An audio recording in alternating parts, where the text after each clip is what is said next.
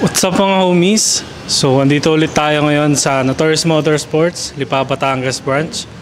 So, ang panibago natin project is Mazda 2. So, ang pinakabit sa atin ni boss is cutback exhaust system lang muna. So, kung makikita nyo dito, kinapitan natin siya ng Notorious Custom Spoon Muffler. Yan, kasi gusto ni boss, hindi masyadong maingay. Sporty lang yung kakalabasan ng tunog na exhaust system niya. So, 2.5 inches ginamit natin dito. Kasi may mga laser cut flanges pa rin tayo dyan. Yan. Para kung may need tayo repair, madali na lang natin siya mababaklas. Yan. Pagdating dito, nagkabit pa rin tayo ng resonator niya. So hindi tayo tatanggal niyan. Kasi pag tinanggal natin to, iingay lang yung sasakyan, pero mawawalan siya ng hatak. So kung mapapansin nyo rin, di pa tayong tanggal ng catalytic converter niya. So cutback exhaust system lang to.